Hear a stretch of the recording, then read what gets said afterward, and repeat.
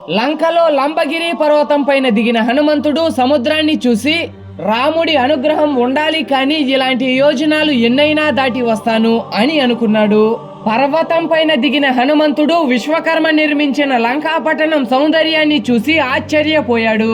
ఈ లంకాపట్టణాన్ని సొంతం చేసుకోవడం ఆ దేవతల వల్ల కూడా కాదు అని అనుకుని ఈ రూపంలో సీతమ్మను వెతకడం కష్టం కనుక పిల్లంత రూపంలో సీతమ్మను వెతుకుతాను అని అనుకున్నాడు. చీకటి పడ్డాక ఆయన పిల్లంత స్వరూపాన్ని పొంది లంక యొక్క రాజద్వారం దగ్గరికి వెళ్ళాడు. అక్కడికి వెళ్లేసరికి వికటహటాసం చేస్తూ పర్వతం అంత ఆకారంతో ఒక రాక్షస స్త్రీ కనబడింది. ఆమె హనుమంతుడిని చూడగానే నువ్వు ఎవరు? అరణ్యంలో తిరిగే కోతివి, నీకు ఇక్కడ పనేంటి? ఇక్కడికి ఎందుకు వచ్చావు అని అడిగింది. అప్పుడు హనుమంతుడు, ఓ వికృతమైన కన్నులున్నదానా, నేను ఎందుకు వెళ్తున్నానో తెలుసా?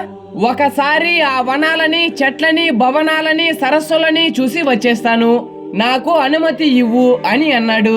నువ్వు లోపలికి వెళ్ళడానికి వీల్లేదు అనింది. సరే, ఇంతకీ నువ్వు ఎవరు అని ప్రశ్నించాడు హనుమంతుడు. అప్పుడు ఆమె, నేను లోపలున్న మహాత్ముడైన రావణుడి తరపున ఈ లంకా పట్టణాన్ని కాపలా కాస్తుంటాను అని చెప్పి చటుక్కున హనుమంతుడిని తన చేతితో ఒక్క దెబ్బ కొట్టింది. ఆ దెబ్బకి హనుమంతుడికి ఎక్కడ లేని కోపం వచ్చింది. కుడి చేతితో కొడితే ఈమె చనిపోతుందని తన ఎడమ చేతితో ఆమెను ఒక్క గుద్దు గుద్దాడు. ఆ దెబ్బకి ఆమె కళ్ళు తేలేసి కింద పడిపోయింది.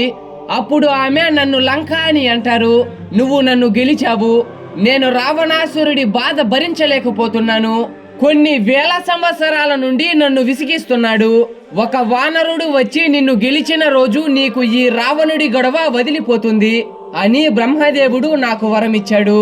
ఇప్పుడు నాకు అర్థమయ్యింది, ఈ లంకలోని రాక్షసుల పని, రావణుడి పని అయిపోయిందని. ఇక నువ్వు లోపలికి వెళ్లి సీతమ్మను కనిపెట్టు అని రాజద్వారం తెరిచింది. ప్రతి ఒక్కరూ జై శ్రీరామ్ అని కామెంట్ చేయండి. నా పేరు కింద ఉన్న లింక్ ఓపెన్ చేసి దుర్గామాత మహిషాసురుడిని ఎందుకు చంపిందో ఫుల్ వీడియో చూడండి.